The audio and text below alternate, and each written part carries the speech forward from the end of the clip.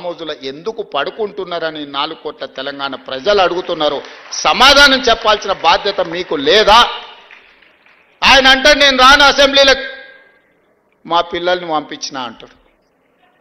నేను ఆయన్ని అడుగుతున్నా, పిల్లల్ని పంపించడానికైతే మీరెందుకు ప్రతిపక్ష నాయకుడిగా ఉండాలి? మీరెందుకు పార్టీ అధ్యక్షుడిగా ఉండాలి? మీరెవరు సభకు రాని ప్రతిపక్ష నాయకుడు మమ్మల్ని ప్రశ్నించే నైతిక హక్కు మీకున్నదా? మీ నైతిక హక్కు లేనప్పుడు మీకు మమ్మల్ని ప్రశ్నించే అధికారం ఎవరిచ్చిండ్రు అని నేను అడుగుతున్నా.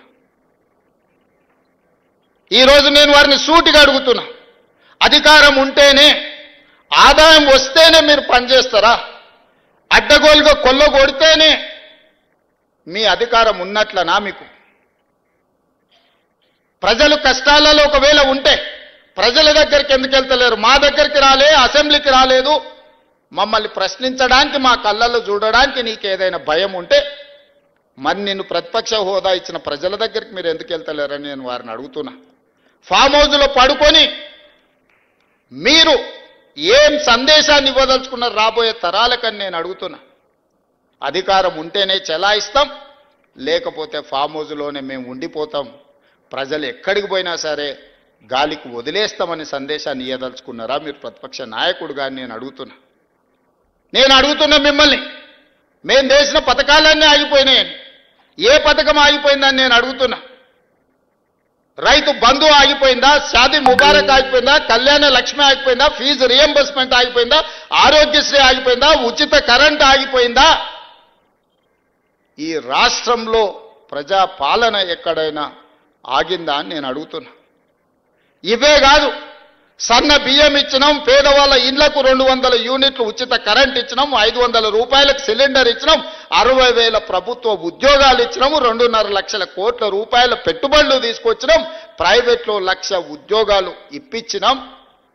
ఈరోజు హైదరాబాదు నగరాన్ని విస్తరించడానికి అవసరమైన అభివృద్ధి కార్యక్రమాలను చేపడుతున్నాం. మా ఆడబిడ్డలకు ఆర్టీసీ బస్సులో ఉచితంగా ప్రయాణం రాష్ట్రంలో నలుమూలల, అమ్మగారింటికి వెళ్ళినా అమ్మవారిని దర్శించుకోవాలన్నా అనా పైసా ఖర్చు లేకుండా ఇయ్యాల మా ఆడబిడ్డలు ధైర్యంగా ఆర్టీసీ బస్సు ఎక్కగలుగుతుండ్రు అని అంటే 5,000 కోట్ల రూపాయలు రాష్ట్ర ప్రభుత్వం, మంత్రివర్యులు ఇక్కడనే ఉన్నారు, పొన్నం ప్రభాకర్ గారు, బట్టి విక్రమార్క గారు, ఆయన డబ్బులు ఇచ్చిండు, ఈయన డబ్బులు తీసుకున్నాడు. 5,000 కోట్ల రూపాయలు 15 నెలల కార్పొరేషన్ మేము చెల్లించినాం. ఇవన్నీ మీకు ఎక్కడ కనిపిస్తలేవా? కనిపించకపోయే అవకాశం ఉంది. ఎందుకంటే మీరు సభకే రారు కదా, మీరు సమస్యల గురించి తెలుసుకోరు కదా, సంక్షేమం గురించి మీకు అర్థమే కాదు కదా, మీకు తెలియకపోవడానికి అవకాశం లేదు, తెలుసుకోవడానికి అవకాశం లేదనేది నేను సంపూర్ణంగా నమ్ముతున్నా. మీరు ఏ మత్తులో జోగుతున్నారో అది మీకే తెలవాలి, నేను అనదలుచుకోలేదు. మరి ఏ బాధ్యత లేని మీరు మమ్మల్ని కడుపు నిండా విషం పెట్టుకొని విద్వేషపూరితమైన ప్రసంగం చేయడం ద్వారా ప్రజల మధ్యలో చిచ్చు పెట్టాలనే ప్రయత్నం ఈ తెలంగాణ రాష్ట్రానికి మంచిదా అని నేను అడుగుతున్నా. ఏ చిన్న కార్యక్రమం ఉన్న ముఖ్యమంత్రిగా నేను రావడం లేదా? ఇదే రవీంద్ర భారతిలో ఈ సంవత్సరం క్యాలెండర్ తీయండి, ఎన్ని కార్యక్రమాలలో నేను వచ్చి మిమ్మల్ని అందరినీ కలిసిన. ప్రతిరోజు ఎక్కడికి వెళ్ళిన అత్యంత సామాన్యులను కూడా కలిసి ఎవరు పిలిచినా రేవంత్ అన్న అంటే ఏంది అని వెనక్కి తిరిగిపోయి కలిసి మాట్లాడి వాళ్ళ సమస్యలు తెలుసుకొని పరిష్కరించే ప్రయత్నం చేస్తున్నా కదా. తీయండి, 94 నుంచి 2004 వరకు 10 సంవత్సరాలు తెలుగుదేశం అధికారంలో ఉంది. 2004 నుంచి 2014 వరకు కాంగ్రెస్ పార్టీ రాజశేఖర్ రెడ్డి గారు అధికారంలో ఉన్నారు. 2004 నుంచి దాదాపుగా 2024 వరకు 10 సంవత్సరాలు చంద్రశేఖరరావు అధికారంలో ఉన్నాడు. 2024 నుంచి మేము అధికారంలోకి వచ్చిన ఈరోజు చెప్తున్న మిత్రుల ద్వారా ఫామ్ హౌస్లో ఉన్న పెద్ద ఆయన చెప్తున్న 10 సంవత్సరాలు మేమే పరిపాలన చేస్తాం. 10 సంవత్సరాలు నువ్వు ఫామ్ హౌస్లో ఉంటావు, ఆ తర్వాత శాశ్వతంగా అక్కడనే నీ చరిత్ర సమాధి అయిపోతుంది అని చెప్పి నేను స్పష్టంగా చెప్పదలుచుకున్నా. ప్రజలు విజ్ఞులు, ప్రజలకు పరిపాలన తెలుసు, ప్రజలు ఎవరు ఏం చేస్తున్నారో, ఎవరు ఏం మాట్లాడుతున్నారో, ఎవరి ఆలోచన ఎట్లుందో ప్రజలు తెలియనంత అమాయకులా. కొట్లాడి తెచ్చుకున్న తెలంగాణ కోతుల గుంపు కప్పజెప్పినట్టయింది మొదటి 10 సంవత్సరాలు. తాను చెడ్డ కోతి వనమల్ల జడిచాయని నీ కుటుంబం మొత్తం కలిసి ఈ తెలంగాణ మీద పడి దోసుక తిన్న మాట వాస్తవం కాదా?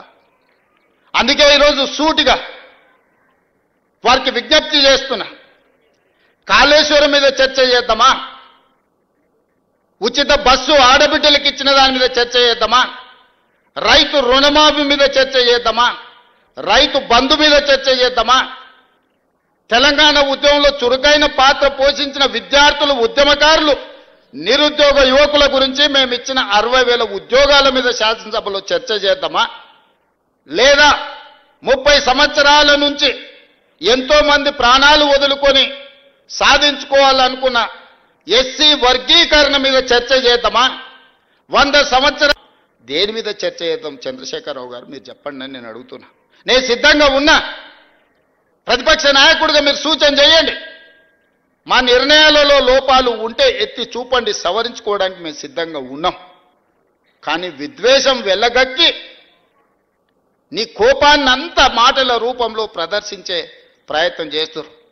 ఆయన కళ్ళకు, ఆయన చూపుకు ఒకవేళ బలమే ఉంటే ఆయన కడుపులో ఉన్న విషంతోనే ఒకవేళ ఎదురుగున్న వాళ్ళని మాయం చేసేది ఉంటే ఈ పాటికి వేదిక మీద ఉన్న మేము ఎవ్వరం లేకుండా పోయేటోళ్ళం.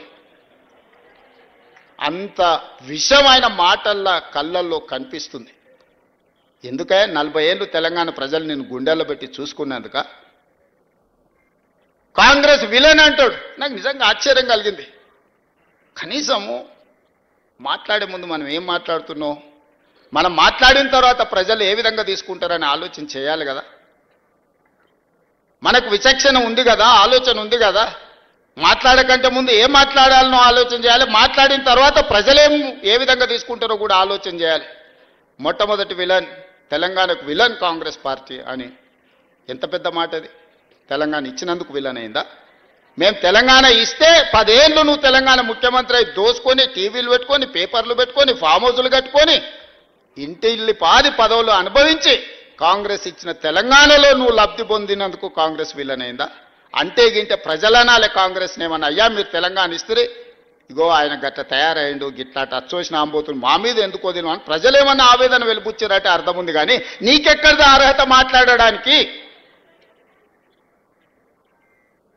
అంటే ఆయన ఆలోచన ఎట్లుందో ఒక్కసారి ఆలోచన చేయండి. ఆగమైందంటుండే. ఏం ఆగమైంది? నీ కుటుంబం ఆగమైందేమో. ఇంకో 10 ఏళ్ళు దోసుకుందాం అనేది మా అర్థాంతరంగా ఆగిపోతే ఆగమైతుంది ఖచ్చితంగా. ప్రణాళికలు వేసుకొని ఉండొచ్చు కదా. మంది పిల్లలకు ఉద్యోగాలు ఇవ్వలేదు కానీ మీ ఇంట్లో మీ పిల్లల్ని ప్రజలు ఓడగొడితే మళ్ళీ దొడ్డిదారిన తెచ్చి చట్టసభలలో పెట్టలేదా? ప్రజలు చూస్తలేరా? అందుకే కదా మీ ఉద్యోగాల నుంచి తొలగించింది ప్రజలు మిమ్మల్ని. ఇవన్నీ చూసినాక ఓ పెద్ద మనిషిని ఏదో మాట్లాడుతుంటే చెప్పాడు, 100 ఎలుకలు తిన్న పిల్లి తీర్థయాత్రలకు పోయిందంటే నేను మొత్తం మారిపోయినా అని. వరంగల్ సభ గట్లుంది. చేసిన పాపాలన్నీ చేసి వరంగల్ పోయి నేను కడిగేసుకున్నా అని ఆయన అనుకుంటుండు. కడగలేదు, 101 పాపం కూడా అక్కడ చేసి వచ్చిన స్వామి నువ్వు. ఎందుకంటే కాంగ్రెస్ తెలంగాణకు విలన్ అనడం ద్వారా. కానీ ఒక్కటి మాత్రం నాకు అర్థమైంది, నా పేరు తీసుకొని కూడా ధైర్యం రాలే. మొత్తం ప్రసంగం మీరు గమనించండి, ఎక్కడైనా పేరైనా తీసుకున్నాడా? మా కాంగ్రెస్ పార్టీ కార్యకర్తల బలం ఏందో దాన్ని బట్టి అర్థమైంది కదా. అందుకే ఈరోజు బసవన్న స్ఫూర్తిగా ప్రజాస్వామిక విలువలను కాపాడాలి, ప్రజలు మెచ్చే విధంగా పరిపాలనను అందించాలి, ప్రజల కోసం సంక్షేమ పథకాలను అమలు చేయాలి, ప్రజల అభివృద్ధి కోసం ప్రణాళికలు సిద్ధం చేయాలి, రాష్ట్ర ఆదాయం పెంచాలి, పేదలకు పంచాలి అన్న బసవేశ్వరుడి సూచనతోనే ఈ ప్రభుత్వం నడుస్తుంది. ఈ ప్రభుత్వం భవిష్యత్తులో నడుస్తుంది అని నేను చెప్పదలుచుకున్నాను. నేను కాదు, మా నాయకుడు రాహుల్ గాంధీ గారి స్పష్టంగా బసవేశ్వరుడి వచనాలతోని ప్రతి ప్రసంగంలో వారు ప్రస్తావిస్తూనే ఉంటారు. అహ్మదాబాద్లో వారి ప్రసంగం, సిడబ్ల్యూసి ప్రసంగం తీసుకోండి, పార్లమెంట్ ప్రసంగం